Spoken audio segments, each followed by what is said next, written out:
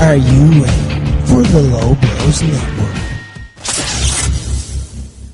Hi guys, Rick here. Before we get to this episode of Paddy's New Yacht, I'd like to talk briefly about gambling because it'll be discussed a lot on this show. Gambling is supposed to be fun and accoutrement to your sporting weekend. However, it can also be debilitating and ruin lives. If you find that your gambling gets in the way of work, school or other activities, causes mental or physical health issues, causes any issues in your life, gives you financial stress of any kind or damages your reputation, then gambling may be a danger to you. If you spot any of these signs in yourself, stop gambling immediately, consult problemgambling.ie for all resources that can assist you and help yourself before it's too late. And now, on to Paddy's New Yacht. Former pro wrestler Rick Nash and former Paddy Power insider David Kent are not good gamblers. They're sports fanatics who are determined to crack the code and make it rich on sports gambling or die trying. This time next year, we'll be millionaires.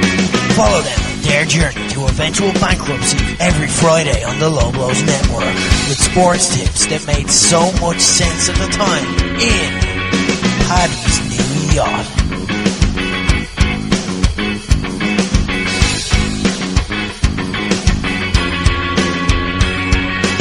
First half injuries, where the death of a Man Utd Liverpool game that I think David Kent, my colleague, described as nailed on to be an absolute classic this time last week on Paddy's New Yacht. And look, we all felt that way, to be fair. It's not just Dave. And it could have been that way. That's the worst part about all this. It could have been oh so different if it wasn't for those pesky injuries and that pesky groundsman who I hope got severely disciplined at the weekend. 3 United substitutes used in the first half. Firmino went off for Liverpool as well. And it kind of killed it all. It ended 0-0. It was a bit of a shit game in the end. So as we get kicked off here on another edition of Paddy's New Yacht, where we will remain optimistic about big games because we have another couple coming up this weekend. Rick Nash joined, as always, by the Daily Star and Buzz.ie's own David Kent. Kento, what is the worst case of injuries ruining something in sports that you were looking forward to? In a World Cup year, as we are now, got me thinking about the last World Cup in England, the Rugby World Cup, and Ireland's notorious injury hit. Well, I suppose, it started off well. We got through the first 3 pool games relatively easily. We were able to switch out a couple of players against the likes of Romania. But then it came to France, and we always knew going into the tournament it was always going to come down to that France game. First 10 minutes, Johnny Sexton gets injured. 10 minutes after that, Peter Romani's injured. We kind of survive until half-time. France starts to come into it. It's tight. We still have the lead. Mainly down to one man, Mr. Irish Rugby himself, Paul O'Connell, in his final international tournament. Just before half-time, makes a huge line break and absolutely crunches into a French centre. And Paul O'Connell doesn't get back up. And every Irish rugby fan at that moment was like Simba with Mufasa. We're just like, Paulie, get up. You gotta come win the tournament, Paulie. And he doesn't. He tears every ligament in his knee. He stretched it off. And was such a hero Irish in rugby as well. And the worst part of it was a personal level as well. He had just secured a dream move to Racing 92. He was going to go off and retire in France, play a few games out there, and maybe start coaching. But obviously, when you've got no knee and you're already 37, then it's done. And it was just like, yeah, fine. Sexton, O'Mahony, replaceable. We had the likes of Ian Mannigan, Paddy Jackson, and then a couple of lads at number 8 who were able to stand in. But Paul O'Connell, we didn't have anyone of that stature to replace him. And it cost us on and off the pitch against Argentina because we had no one, once Argie's kind of ran through us in the first 50 minutes, there was no one to look up to and go, right, who can calm us down, because you'd lost Paul O'Connell. And it's just I'm still convinced if O'Connell hadn't got injured, we probably would have beaten Argentina, but that might just be bias. We shall never know, and there is only one Paul O'Connell, sadly for us in that case. Yeah, painful memories being relived. I'm going to bring in something that won't be as painful, probably news to a lot of people, because now the NFL season's over, I'm getting caught up with the NBA because it's getting into squeaky bum time. We're down to the last 20 games or so of the regular season, and then the playoffs kick in. Don't worry, we'll be covering the playoffs as we get on, and I love the NBA playoffs. It's just great. It's a separate season because you have 4 rounds. runs very similar enough to the NFL, except it's more straightforward. It's 8 teams in each conference, playoff, quarterfinals to finals. The 2 conference champions meet in the NBA finals. It's best of 7 in each series, so you're not only getting worked up for one match, it's a series. One match only plays into the narrative, and then it all kind of unfolds from there. This is when I'm kind of at peak NBA passion sense. It's during the LeBron James years. It's I want to talk about the 2015 NBA playoffs, the first playoffs where LeBron James had returned to the Cleveland Cavaliers, and things were switching up. And for me, this is the greatest era of NBA of all time. And the reason being is because, you know, if you look back on previous eras, you have like the Bill Russell era, the Wilt Chamberlain era, you have the Magic Johnson against Larry Bird era, and then, of course, the Michael Jordan era, the GOAT. But the thing with the NBA today is it's kind of like darts in a way, except if darts had superstars to replace Phil Taylor. So Michael Jordan was the Phil Taylor of his time. People were like, this will never be repeated again, though LeBron James might be the Michael Van Gerwen, where we're like, is he better? Yeah. Is he better? So it's like that, except imagine that you had superstars on the caliber almost of Michael Jordan littered across the league in multiple different teams. And that was the state of play as we entered the playoffs. The Golden State Warriors just starting to emerge as a force as well. They hadn't won an NBA championship in this era anyway. The Spurs were the reigning champions under Greg Popovich, and they're kind of the New England Patriots of the NBA, although they're kind of fallen now a little bit. But at the time, they were the Pats. They were always there under a great mastermind coach. So we had so many things to look forward to. And then it all fell apart. Kevin Durant, first and foremost, got a star of the Golden State Warriors now. Back then, he was the star of the Oklahoma City Thunder. Him and Russell Westbrook, kind of a superstar lineup, believed to be threatening Golden State in the Western Conference. Kevin Durant went down before the playoffs even started. Russell Wilson couldn't pull it together. The OKC Thunder went out. The Atlanta Hawks were the surprise package of the Eastern Conference. They beat the Cleveland Cavaliers in the East, the number one seed, just playing regularly, consistently, dazzling basketball. Unfortunately, Kyle Korver and Al Horford went down for them en route to a predictable 4-0 sweep to the Cavs in the conference finals. In other teams, you had superstars, the likes of John Wall, Pau Gasol, Mike Conley going down, ruining the Wizards, the Bulls, and the Grizzlies' chances. 3 teams who probably wouldn't win it all, but can spring an upset on the likes of the Cavs or the Golden State. So we were left with Cleveland against Golden State, which is still an intriguing matchup because it's LeBron, and it's still, like, we've seen that matchup played out now 3 times in a row. LeBron against this super team of absolute superstars. Can he take them out pretty much by himself? Although it wasn't that way as well, because LeBron had built a super team of his own with Kyrie Irving and Kevin Love as well. The problem was that in the series, Kyrie Irving and Kevin Love went down injured as well, and we're just like, fuck this. Injuries are after ruining everything about this playoffs. LeBron still, like, kind of, he might be the GOAT. He's up there with Jordan, and it is a fair comparison at this stage. He was still able to keep it competitive. It finished 4-2 to Golden State, but it could have been so different, and we just never got that back. We got the great series a year later where the Cavs came back from 3-1 down, which is a story unto itself, but it was more like that was the Golden State Warriors, who were so much better in going 3-1 ahead, and then they just fell apart. And then last season we got, like, the Golden State just swept them. It was absolutely embarrassing at this stage, and the Cavs fell apart, and LeBron ended up leaving for LA. So it felt like that time it was 2 super teams on an even par, and we just never got that final matchup, and we needed it so badly because the rest of the playoffs have been decimated every time we started to get excited about another team. And that's the thing with the NBA, and it's fair, but it's also what makes it predictable, in that because of the best of 7 nature of the playoffs, you usually get the best 2 teams in the playoffs, but you see them having to work for it and overcome struggles along the way.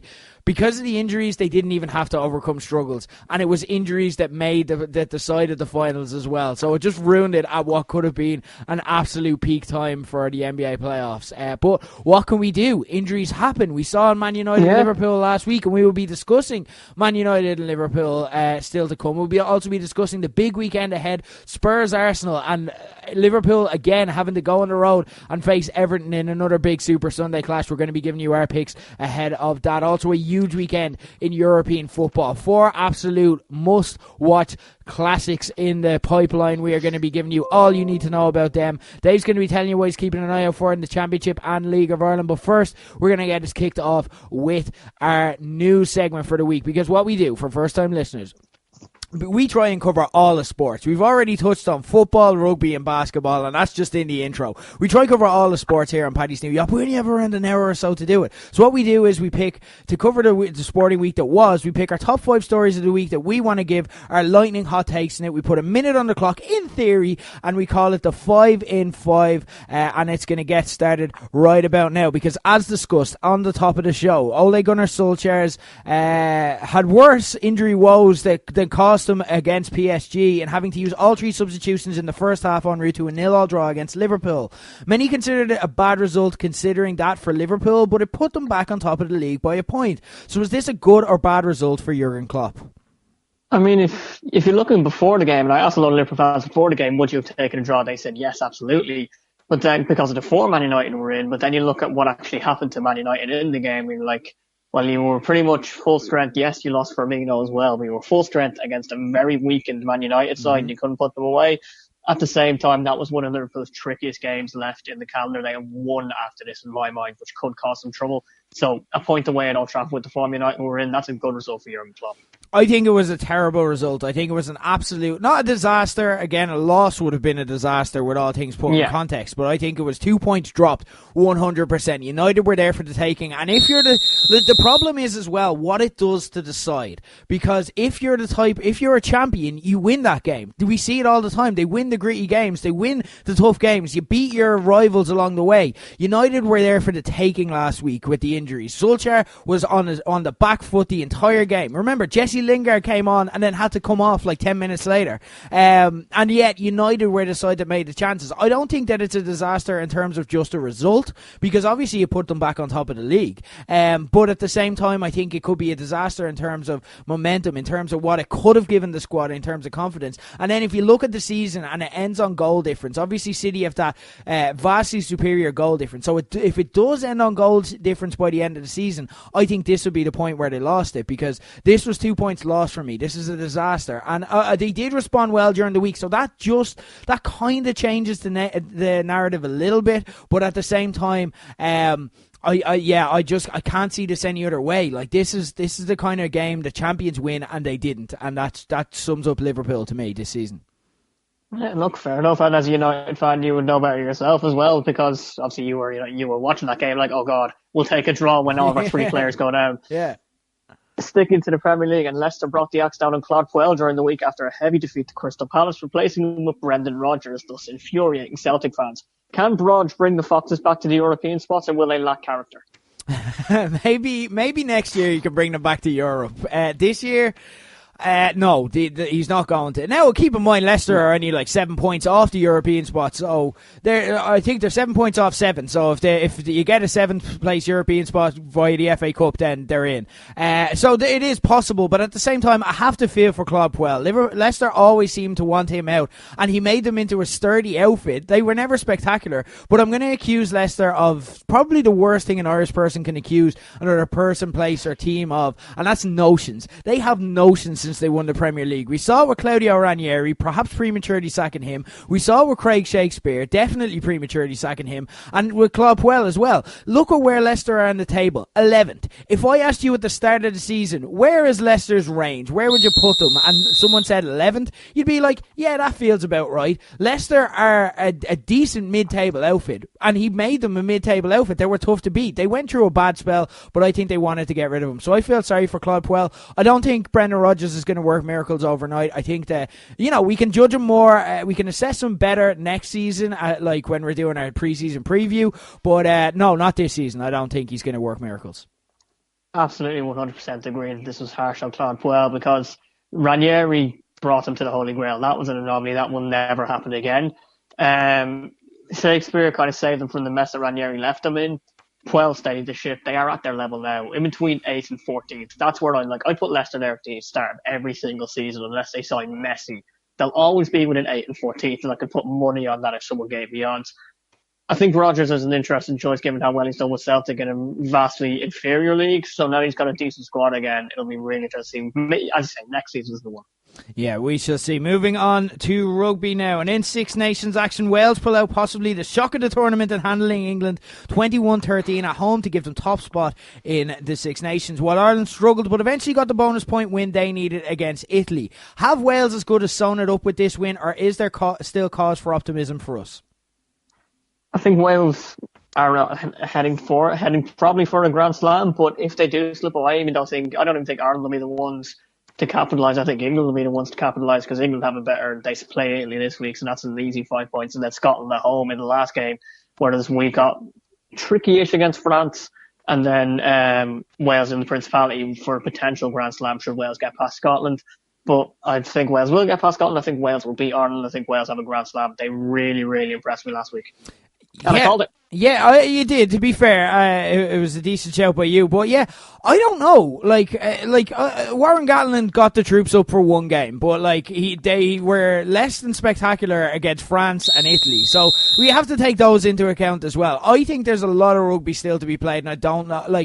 For example, a couple of weeks ago, before Ireland played Scotland, we were saying, "Oh, this is a dangerous one. Scotland haven't been beaten in Murrayfield in 8." And now we're just going to say, "Oh, Wales beat England, so they're going to beat Scotland." I think that's a tricky game. That's a banana skin written all over it. I agree with what you're saying that England could be the ones to capitalise, but I think there's a lot of rugby still to play. I think people are looking at Wales. Yeah, okay, let's give them the favourite tags, but in the same sense we gave Ireland the favourite tags before the tournament started and England the favourite tags after we give it to Ireland. All could change within 1 week.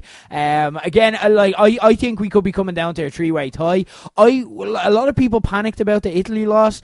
I didn't see it that way. We went out and did what we needed to do. We actually beat them better than Wales did. So that's if you want to do a direct comparison, that's there. We just have the England game still haunting us, and the fact that we didn't beat Scotland convincingly in Murrayfield, which, as we've said, is a tough task. So I'm not necessarily as down on Ireland's chances as everyone else. I think we could be looking at a three-way tie and an absolutely fantastic send-off on Paddy's Day. Well, here's hoping anyway, because if it's just a Wales Grand Slam, boring.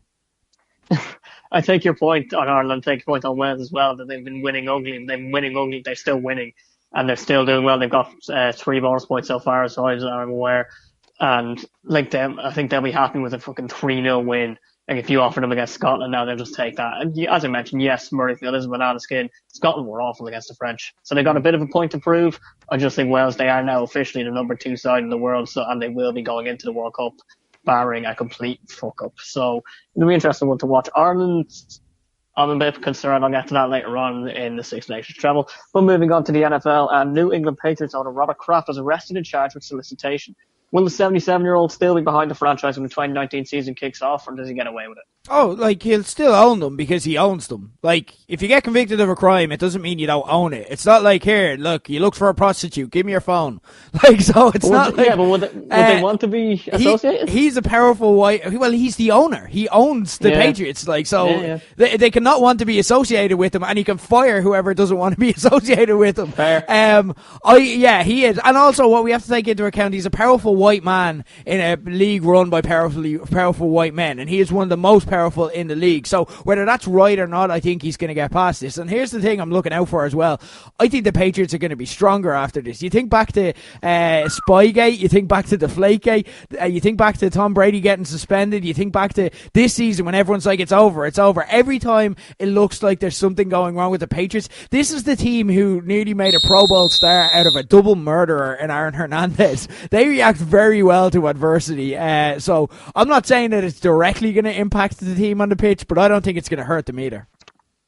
Yeah, look, that's what happens when you're friends with Trumps, I suppose. So, yeah, it'll be interesting to watch. Obviously, the Combines this week as well, so we'll see a few more prospects. Yeah, there we go. Moving on, last but not least, into GAA and Donegal's motion to force Dublin to have to play less than 2 Super 8 games in Croke Park was resoundingly defeated by 64 to 36% in GAA Congress this week. Was this a fair decision? Absolute horseshit. Turkey's voting for Christmas in this case because the absolutely gutless county boards around that argued against this call said well, look, my daughter dreamed of playing in Croke Park, and if Dublin aren't playing there, well, she won't get the chance, and that was completely missing the point. No one wanted Dublin to come out of Croke Park for their legitimate Croke Park game, which will be the neutral game. Like, if you ask any fan, if you ask any player, if you ask the Dublin players themselves, they always say, we would love to go out on the road. We'd love to go out and play in Park Park. We'd love to go out and play in Nolan Park. Kieran Donaghy this morning off the ball was talking about this. He's like, if you see 30,000 people, which is all that Dublin can get these days because of the way the GAA is gone, you never see a Dublin match full anymore unless it's in the semi-finals of the All-Ireland. And he's like, if you put 30,000 people in Croke Park, it's half empty, the atmosphere's shite. If you put 30,000 people in, say, Nolan Park in Kilkenny or O'Moore Park in Laois, it's packed. It's a great atmosphere. That's what players want. And like the GAA don't need the money anymore, so they have no excuse for filling Croke Park. It's another highlight of the disconnect between the top brass and the grassroots. I did find the excuses given by Congress to be very meek. It's like players want to beat Dublin in Croke Park. I'm like, no, I think they just want to win the All-Ireland. Like, I don't think that's a legitimate reason. But at the same time, people, probably because it's an amateur sport, people tend to begrudge the GAA for being a business. They are a business, and it's better business the Dubs being in Croke Park. So ultimately, when you look at it, yes, it is the best decision for the GAA by the GAA. I think if other counties felt this strongly, they should have got on board with the motion. So that's the problem. It was voted down. So ultimately, I think it was the right decision because it's the best decision for the GAA. And again, it's talking like Donegal did this for the purposes of competitive balance. Well, no one else supported them. There was literally not one other county board in line with Donegal here. They were on their own here. So I do think it does need to be discussed and does need to be looked at. And look, I'd love it for competitive balance. It's the one thing I constantly say whenever Gaelic football comes up. We need to do something to stop the Dubs' dominance here. And they do definitely get preferential treatment. But at the same time, I don't know if this was the solution or the timing or everything. I just don't think this was the right move at the right time. But I'm open to other ideas. Yeah, I think there'll be an amended motion next year, and then won't just be move the Dubs out of Croke Park. It'll be move the neutral game to a certain distance. So like if it's Dublin in the neutral game, they have to go to Kildare. If it's Donegal in the neutral game, they have to go to Clones and Monaghan, for example. If it's Cork, they have to go to Tipperary, something like that. It's like, because the way it was worded, it was very much a case of, well, it's not saying it, but it is get Dublin out of Croke, and that's kind of turned a lot of people off. So maybe if they come back, reword it, re-amend it, we'll see what happens next year. I agree. It was haphazard by Donegal. It was an attack. And when you're attacking another member, it's like, well, when you're going to attack me?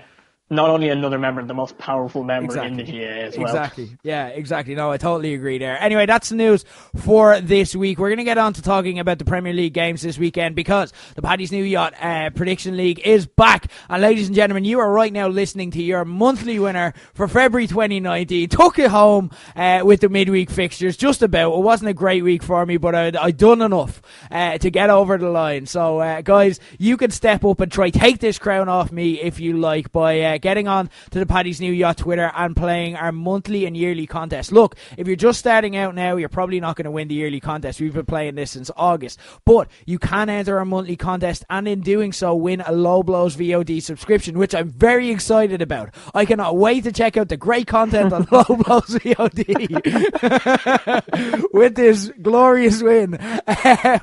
Well, what we do on Paddy's New Yacht, all you have to do is get onto our Twitter. We'll have a tweet up probably by the time you're listening to this. We'll have the tweet up there. All you have to do is quote tweet the original tweet. Give us your predictions for the games ahead, the 10 Premier League games ahead, and also Champions League next week, so don't forget that. And then all you have to do is give us the correct score and one anytime goal scorer. You get 1 point if it's the correct outcome, you get 3 points if it's the correct score on top of that, and you get 2 points on top of all that if your anytime goal scorer scores. So there you go, guys. If you're just entering now, you can enter our monthly contest and, like I said, win a 1 month subscription to Low Blows VOD. However, we want to make it so that it's not like this every week or every month where I'm coming in and celebrating winning a prize to my own network. So what we do, because me and Dave want to play along anyway, is we handicap ourselves. We record this show on the Thursday beforehand, but you guys have until about an hour before kick-off. So what we do is we give our predictions here, including our anytime goal scorers. And if we aren't correct, if our goal scorer goes down with an injury, it doesn't matter, because as soon as the words come out of our mouth, our predictions are locked in. So, guys, we're going to get underway with the early for this week, and possibly, some would argue, the main event, Spurs against Arsenal, and on Paddy's new yacht. When it comes to the early game, we have one golden rule, Dave. What is that? On three. 1, 2, 3. Don't bet on the early. And last week, I want to take you into this. Last week, I was just having a think as I was going around work, and I was asking myself if Ole Gunnar Solskjaer was manager of the season, and Mauricio Pochettino was the only person I could think of to rival him. I'll discuss this more later. That was then. Spurs may be suffering from what Bill Simmons, one of my favourite writers of mainly of NBA but also covers NFL and a lot of sports, calls the Ewing theory, where they play better without their best player in Harry Kane, and have lost 2 straight now since he's come back. So Arsenal are a shoe-in for this, coming off a 5-1 over Bournemouth, right? Not so fast. We've covered Arsenal's away woes before on Paddy's new yacht. They've got just 4 points from their last 6 away games. And let's look at their record against top 6 clubs this season. They've lost 3-1 to City, they've lost 5-1 to Liverpool, they've drew 2-2 with United, and they've lost 3-2 against Chelsea. Spurs have also never lost a home North London derby under Pochettino, including winning the reverse fixture, and have kept clean sheets in the last 2 at home. Is this the game that Spurs finally draw, though? Because, yeah, of course, I've been picking them for a few weeks now. I've been betting on them to revert towards the mean because it's just a weird outlier stat that doesn't relate to anything. I don't think so. That's the predictable result. And we don't bet on the early on Paddy's new yacht because weird shit happens in the early. That's what led us to both nearly pick Burnley last week, which we were both left wishing we did in the end, obviously. And the weirdest result that also makes sense on paper here is Spurs getting back on track. I'm going to pick Spurs to win 2-1 with Harry Kane to score. He needs one more goal to become the all-time top scorer in this fixture, and I think he's going to get it. Yeah, look, Spurs had a grand total of 0 shots on target against Chelsea as they were overrun by the Blues, who are in crisis. Back-to-back defeats could suggest the Wembley side are too, as their title chance was faded, and they're now in the race for the top 4, which you wouldn't have said a few weeks ago. But as you mentioned, they haven't lost the North London derby at home under Pochettino, and they haven't lost one at home since 2014. But a lot has changed. Arsenal had a huge win this week, and the team are firing all cylinders, but that's at home, and they're a different, clunkier machine away from home. For example, look at the reverse of Nick's fixture when Spurs went 2-0 up and Arsenal came back to win 4-2. That's probably not going to happen this time. A win here moves them within a point as our great rivals, which settles the M in FMQ for me, form, motivation, quality. Form also goes to the Gunners, while quality, you're probably talking either. You've been calling it for the last few weeks, and it is predictable, but I think I've timed it right for the early game. I think Arsenal are happy with a point there. So I'm going to go for 2-2 with Ozil. I'll be raging if the one time I don't pick a draw is the you've time been calling for 3 weeks. Moving on to the 3 p.m. games, and of course, guys, these are all bet safe. Starting with Bournemouth against Man City, and it's squeaky bum time for both City and Poole as we wait for one to blink, and both have tricky banana skin away games this weekend. So will an upset happen here? No, not in this game. Anyway, we've covered how Bournemouth are a different proposition at home, much like Arsenal. See their 4-0 win over Chelsea recently for an example of that. The problem is that that's their only win in 5 games now. And they've also never beaten City, ever, in any competition, not once. So there's that too. That doesn't change here. 3-1 to City with Sterling to score, as he scored in all 6 games he's played against Bournemouth. It really doesn't get any easier for the Cherries, who better to place after a 5-1 defeat than the reigning champions who are locked onto the title race and can't afford any more slip-ups. Like, they are safe in that knowledge with that fact that Bournemouth have never ever beaten them in any competition, which is a really fun one for me. I love when stuff like that happens, where you're like, there's a first time for everything, right? No. Stupid Sexy Eddie Howe demolished Chelsea in the Vitality, and the Cherries are unbeaten at 5 on home soil. Yes, Man City aren't as much of a shit show as Chelsea are. I think Zinchenko is there to be got at left back, so you could talk me into a Bournemouth result here. But you're not. I'll bottle it, just like a bottle Burnley beating Spurs. 2-1 City, Sterling. It's not happening. Bournemouth are not winning. That is the right call you're making there with City. Bournemouth are not winning this game. Brighton against Huddersfield. Now this is an acca fuck and a half. A Brighton side still looking for their first win of the year. Hosts a Huddersfield side who got a huge impressive win over Wolves on Wednesday, maybe reaping the benefits of new manager bounce. Not so fast. Did you watch Match of the Day this week, Dave? I did. Did you see those celebrations after Meunier's late goal? Do you know what I did? This is a cup final alert. For newer listeners, a golden rule on Paddy's New Yacht is if you see a team celebrating like they've a normal game, like they've just won the league or the cup, that's what we call a cup final, and they generally go out and shit the bed in the next game because they've got too amped up and they think the job is already done. Huddersfield celebrated like they'd won the league when in reality they'd won for only the third time in the league this season. They're poor and the new manager isn't solving all those problems overnight. Brighton have Glenn Murray and a host of other core players back from injury and will want to get back to form here at home. They'll fancy it and they'll absolutely go for it. I've got them winning 2-0 with Murray to score. The Terriers win was the first since November against the same opposition. Really Wolves. And they need about 10 more to even have a chance of survival. Weirdly, I feel more confident in them than the team directly above them. Very similar to last year after West Brom finally saw the light and their form picked up. Do you remember that one for weeks we were like, sack Alan Partridge, sack Alan Partridge, sack Alan Partridge.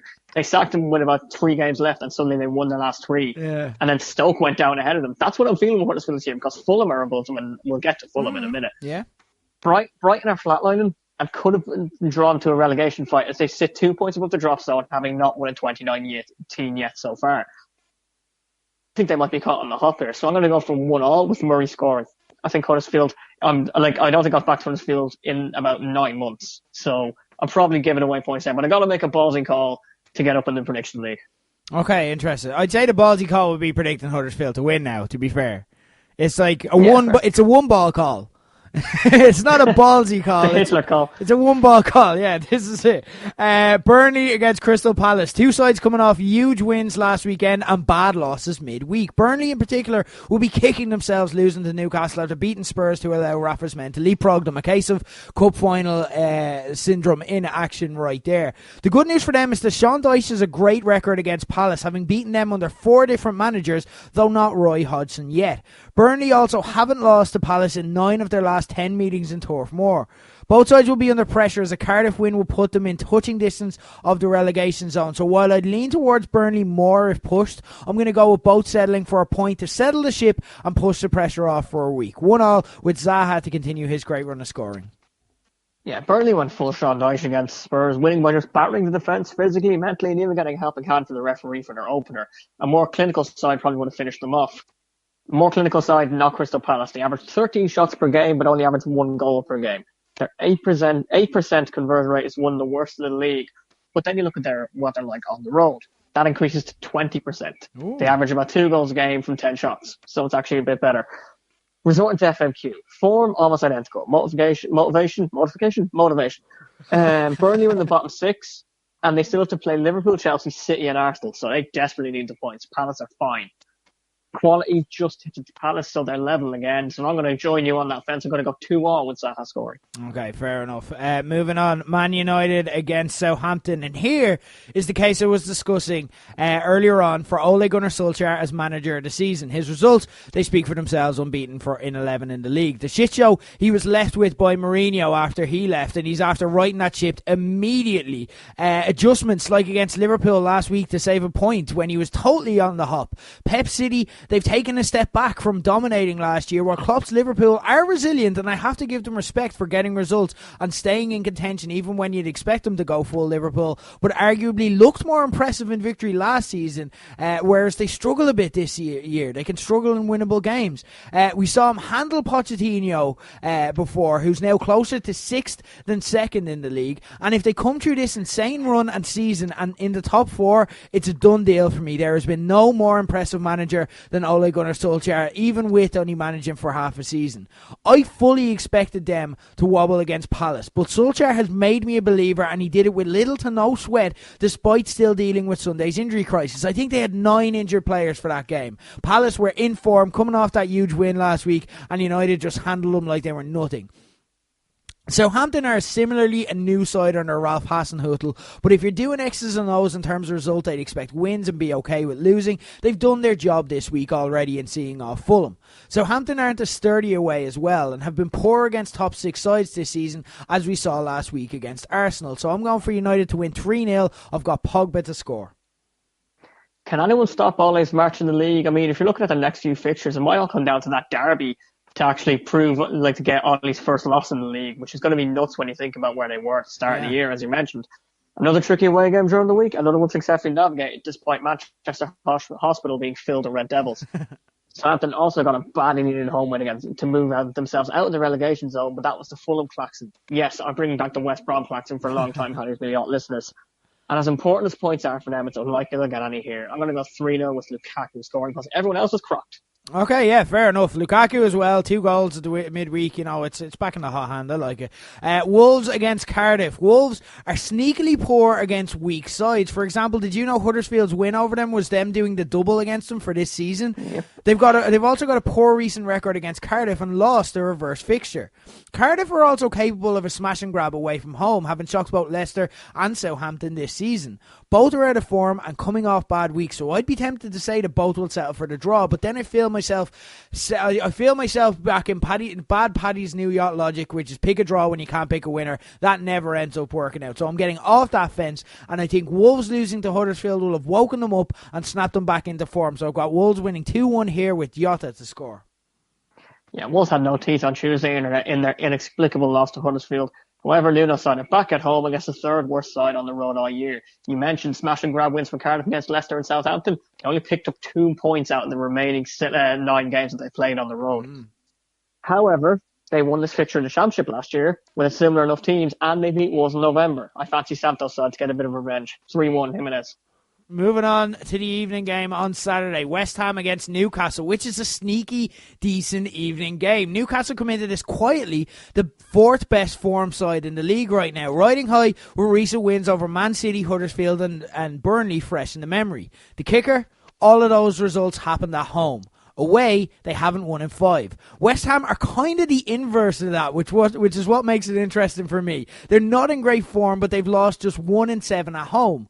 A stat that gives me pause here is that Rafa Benitez has beaten West Ham more than any other club in his Premier League career, which I'm a firm believer in those kind of stats, where it's like a player likes to score against the team or a manager knows how to beat a team. I think they tend to hold true over time. But I can't bring myself to outright pick Newcastle here, and I may regret that. I'm going to pick to finish 2-2 with Mikel Antonio, as West Ham's usual suspects are letting me down lately, so I'm going for a wild card. Yeah, the Hammers have steadied themselves somewhat after an inconsistent first half of the year. They were 3 unbeaten before a 1-0 defeat to City this week, but 1-0 in the Etihad is, for most teams, a good result these days. They have a poor record recently against Rafa's Newcastle, who themselves are on a 3-game unbeaten run to boost their survival hopes. Their only defeat since the middle of January was to Spurs, and they're 3-1 here. I like the upset, so I'm going to go for 2-1 to Newcastle with Jose Perez. Okay, interesting. Look, it was something I was tempted by, but I just couldn't bring myself to do it. Yeah. So moving on to Sunday, starting at 12 p.m. Watford against Leicester, another sneaky good game as Brendan Rodgers debuts on the Leicester bench against one of the 2 Premier League clubs he has never beaten, the other being Chelsea, if you're wondering. For me, it's too soon to talk about new manager bounce. He's just in the door. It tends to not happen completely overnight, except in very rare cases.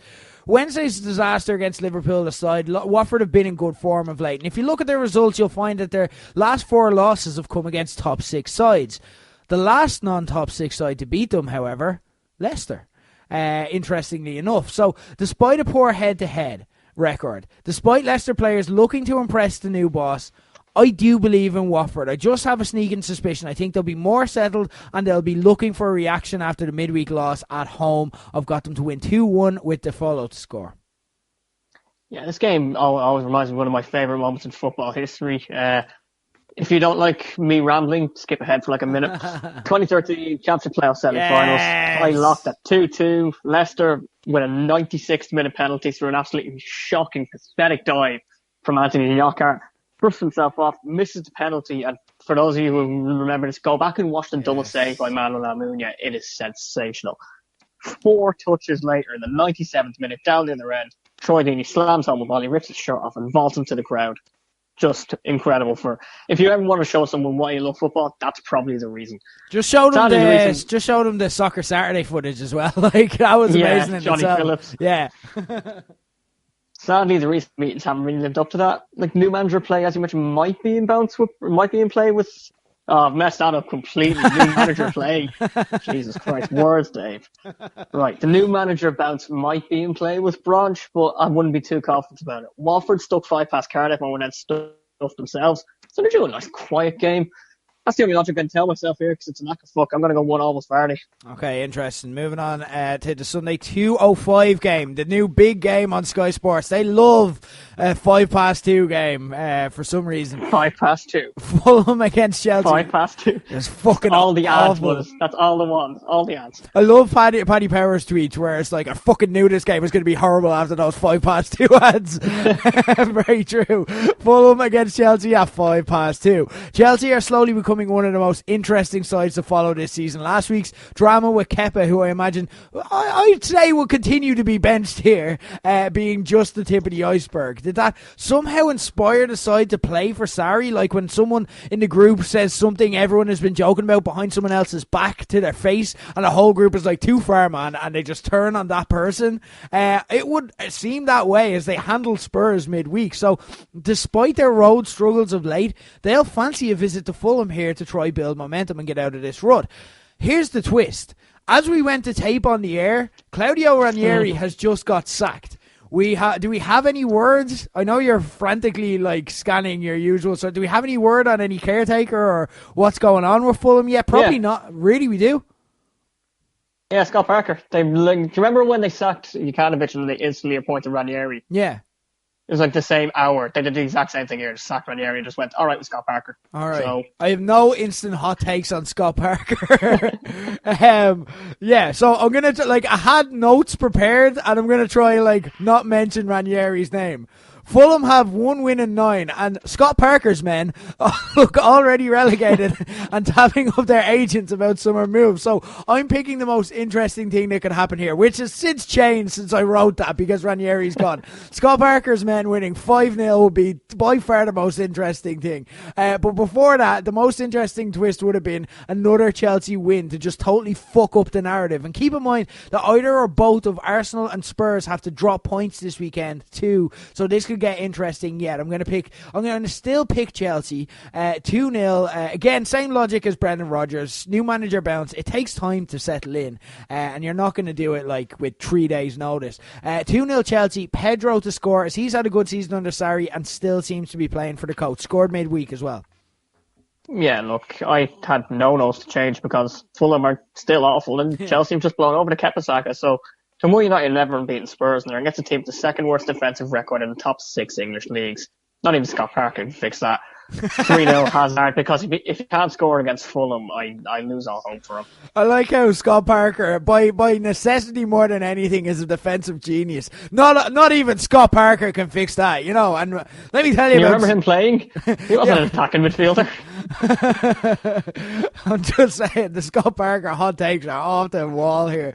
Last but not least, Sunday evening, Everton against Liverpool, and so all eyes turn to Liverpool again in their chess match for the title with City. Can they handle their business on Sunday against their Merseyside rivals? In a season where draws are counted as losses, we can put last week's 0-0 with United down to Liverpoolitis, and we saw the trademark big reaction on Wednesday against Watford. So, what's next? Who knows? These matches are usually ill-tempered. That's one thing we do know. They've had more red cards than any other fixture in Premier League history. So, how do Liverpool do in a scrap with pressure on? For fun here, because I can't pick a winner, I tried to quantify this, and I looked up games with red cards involving both this season. Everton have 2 wins, 2 draws, and a loss.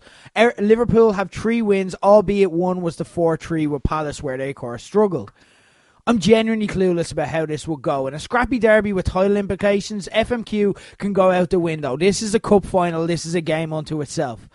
But I'm defaulting to Liverpool here. 2-1 with Salah to score and become the fastest player in Premier League history to get 50 goals for his club. Yeah, look, it seems like Liverpoolitis, and it would have been had they not blasted their way back to form against Watford. Eating into the goal difference gap against City, it's still at 6. But, I can see that maybe levelling out. If they, obviously if it comes down to goal difference, I'm going to fancy City because of the home logic. But I'm just saying, there's only 6. It was 12, so it's not too bad. Everton only have 3 derby wins this century. They all came at Goodison Park where the Toffees play much better. 6 of the last 7 meetings in Goodison Park have been draws. They're just awful at Anfield. They can't seem to win at Anfield. The reverse fixture saw Jordan Pickford become the laughing stock of the league after he cocked up to let Divock Origi steal an injury time winner. A 3-0 win over Cardiff midweek took some pressure off Marco Silva, and as mentioned, Everton raised their game for Liverpool. The problem for me is that Liverpool's game is still a level above, and they have their tricky games out of the way. I'm going to go 3-1 to Liverpool, Mane. Okay, interesting. Now our ACCA for the week. I'm on ACCA duty, and as if you've been following us all season, you'll know I've already won my season of gambling. I'm in profit now for the entire season. I haven't put money into my account since the Super Bowl, so I'm just playing with my winnings at this stage. So I'm swinging for the fences with a lot of my Premier League ACCAs because I tend to be very, very hit and miss. More miss than hit. So I'm going for Raheem Sterling to score against Bournemouth. I tend to not do anytime goal scorers, but Sterling, like when you see that, he scored his last 6 meetings with different clubs against him. He knows how to get a goal. I'm a believer in that. And Sterling is the type of person where anytime I've bet on him to score, he tends to come up trumps. So I'm putting that in. I'm putting Man United with a -1 handicap on. That's at 13-10, by the way. Decent odds. You've got Burnley against Crystal Palace. I'm going to bet in the draw. And I've got Chelsea to win outright. €5 on that returns €101.48 with Paddy Power. Other gambling agencies apply, of course. In the European football this weekend, games I'm keeping an eye out for. There are some absolute bankers here, and I've had a decent record of picking out where the interesting results are going to be. These ones are kind of obvious, but they're also very, very interesting. Starting on Saturday evening in the Bundesliga, 5:30 p.m. on BT Sport 2, it's Borussia Mönchengladbach against Bayern Munich, and it's been a rough few weeks in the Bundesliga for league leaders Dortmund, who saw 3 draws cut their lead over streaking Bayern to just 3 points. So that's made the Bundesliga, of all the major leagues, we've said it before in Paddy's New Yacht, the Bundesliga is one where there's actually a title race outside of the Premier League, so it's worth keeping an eye on. But now it's time for Bayern to go under the microscope, with Dortmund getting back to winning ways over Leverkusen last weekend and facing a manageable Friday night tie with struggling Augsburg, boosted by the return of Marco Reus. Bayern, however, face a daunting trip to local rivals and third-place Borussia Mönchengladbach. The good news for Bayern is that Gladbach are going through somewhat of a crisis right now, winless in 3, having lost 2 of those 3-0. The bad news is that Gladbach tend to raise their game against Bayern. They're the only side to have beaten them in Munich this season, and the only side in the league who have a positive record against them since 2014. Bayern have won 10 of 11, but will need to keep that form here away from home, as any slip whatsoever will keep them out of touching distance at the top and risk undoing all the good work they've done to come back. So definitely worth checking out. And the Dortmund game will have happened by that stage, so Bayern are probably going to walk into that 6 points behind and needing to win. The pressure's going to be on. Moving on to Saturday evening, starting off the game you're probably not going to watch, but keep an eye on because of what else is on Saturday. Serie A on Free Sports, 7:30 p.m. It's Lazio against Roma. A pulsating Rome derby that both sides must win, is set with the host absolutely needing to win, as they lie 6 points off the Giallorossi in the race for 4th, and 7 off Milan, who are currently in 4th, although they do have a game in hand. The problem is Lazio have run into bad form at exactly the wrong time, losing 3 straight in all competitions, including being dumped out of the Europa League by Sevilla, while Ciro Immobile isn't hitting his own high standards this season. That's especially a problem this weekend, as Roma and Edin Dzeko in particular have hit form at exactly the right time, and Eusebio Di Francesco's men will look to put the nail in the coffin of the Champions League hopes of their noisy neighbours this Saturday. But the main event, exactly what you're going to be watching this weekend, is Real against Barcelona on Saturday night at 7:45. It's on 11 Sports, ITV or Air Sport as well are covering the Liga, and any Clasico. Just on that, it's not on ITV, because you know what the ITV4 are showing instead? What? The UK Open darts. Lads, if you didn't buy the La Liga rights to show the fucking Clasico, why did you buy them? Why did you put money into that? For fuck's sake, I appreciate the loyalty to the UK Open, but for fuck's sake, I didn't check that, because why would I check that? That is ridiculous. Look, I don't know. I know they got the rights for ITV4. I checked this at the weekend, and it was like, oh, it's the UK Open. What? Because That's I saw insanity. that. It is. I saw that Aaron picks up for Ireland, so I was like, okay, that's handy. Who has it in England then? Because it wasn't BT. So I was like, oh god. Insanity. Anyway, look, there you can check it out elsewhere. 11 Sports. I still have the subscription because I've forgotten to cancel it. Any Clasico, particularly in La Liga, is must watch. But this game, in truth, lost a bit of luster as we saw Barca absolutely dominate Real in the Bernabeu in the Copa del Rey midweek. We spoke last week about how Madrid's form had teased the title push before a loss to Girona. Seemed to put an end to that. A win here will narrow the gap to 6 points to Barca at the top, while if Barca were to lose an Atletico win at Sociedad on Sunday, they'll cut the gap to 4 points. But how do you bet against Barca with Messi back to his best after a hat-trick to complete a comeback win over Sevilla last week, and Suarez picking up midweek with 2 goals to complement the 3 scored against Real the last time they met in the league. Barca all the way here, although you never know with a Clasico. They're always exciting and always great games, whatever happens. So definitely worth checking out, though not on ITV for some godforsaken reason. Last game of the weekend on Sunday, we definitely were keeping an eye on. It's in Serie A again. It's on Sunday night, 7:30 p.m. on Free Sports. It's Napoli against Juventus. Lastly, the Serie A title could effectively be wrapped up this Sunday evening as first place Juve take their league unbeaten streak to second place Napoli and could end the day 16 points ahead with 12 games to play. Look, I'd love to make a case for Carlo Ancelotti's side here, but I just can't. They dropped points with key draws lately while Juve just continue to grind out win in true champion style, even when they aren't necessarily at their best. But still, this is one game, 90 minutes, 11 mortal men versus 11 mortal men, and Napoli, they're at home.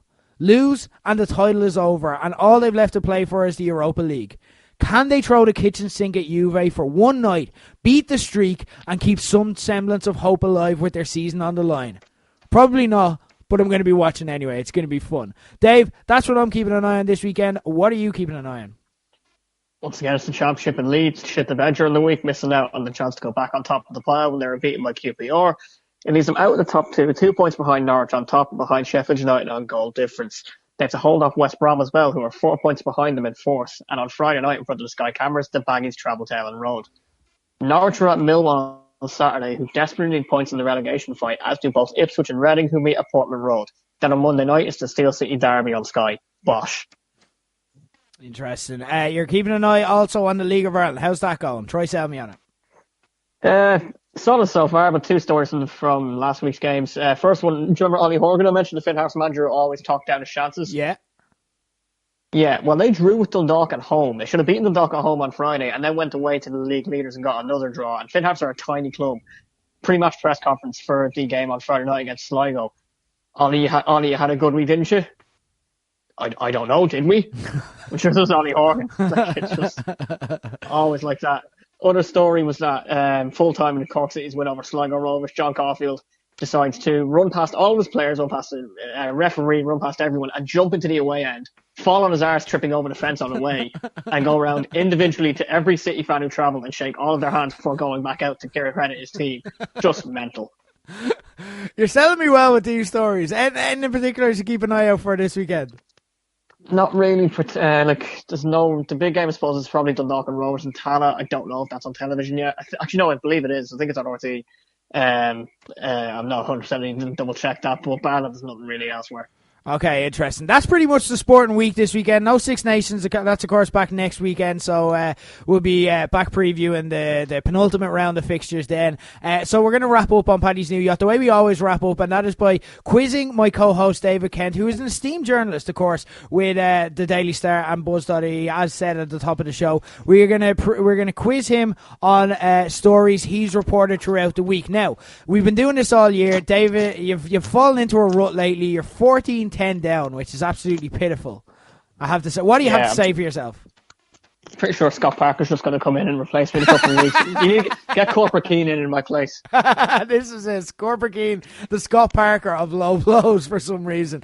Look, You are way down. You're way behind. I've tried to make it more gettable for you, and I don't know what I've been doing now. So this week I decided, first and foremost, I'm gonna actually. Usually, what I do is I'll ask you about stories, but tangential things to see if you've done your research in relation to the things discussed in those stories, which sometimes can get a bit unfair. What I'm asking you about this week is 3 questions based on stuff that were in stories you've reported. Okay, you have written this. This is when I do worse. And the last twist in this is you have written these stories today. Of course.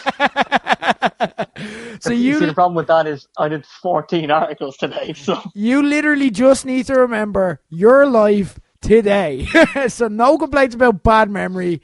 Just remember your life today. 3 questions, get 2 or more, you're back in the game, or I go 15-10 and Corporate Keane comes in.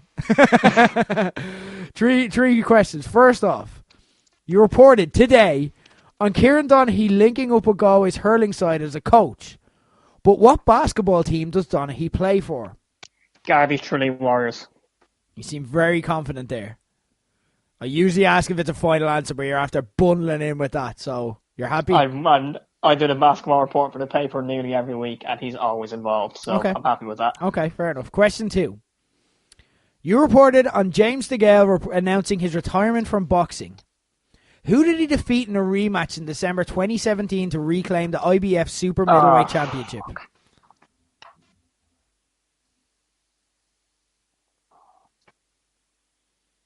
No. Oscar Gutierrez, I don't know. You're just saying words at this stage. Yeah, I know it's like, in my head, I think it's like a Latin sounding name, but it's probably not now. Jose Aldo. Yeah.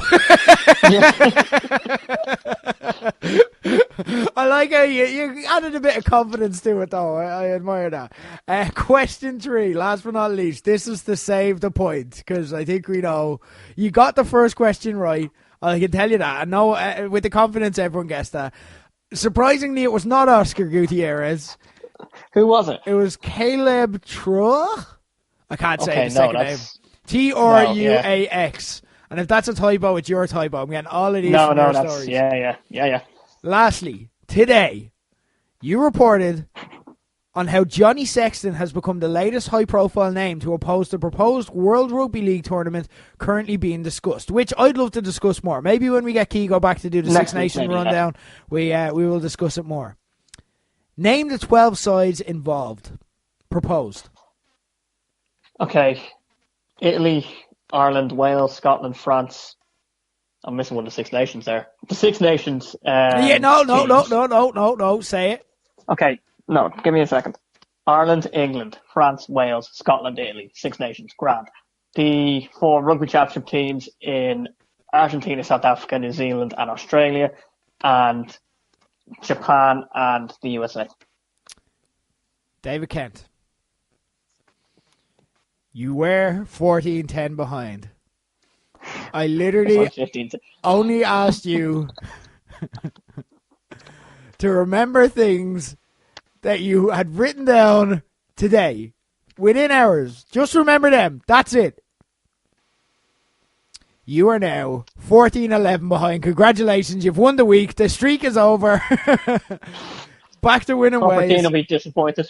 Corporate Keane will not be doing a Scott Parker on this, sadly for him. But congratulations, back to winning ways. 3 points down. That's not too bad. It's believable. There's still a long way to go in the season. Yeah. Back in the game. All right, we shall see. Anyway, next week, can the comeback continue? We shall see. Spoiler alert, no, I'm going to make it really hard again now. I'm not comfortable being 3 ahead. Yeah, the last time he made it hard, he asked me a question about a cat. Yeah, I do cheat a little. Anyway, guys, enjoy your sporting weekend. Thanks for listening, as always. But until next week, where we'll be back talking about the Six Nations and giving reaction to this huge sporting weekend ahead. For David Kent, I've been Rick Nash, and this has been Paddy's New Yacht.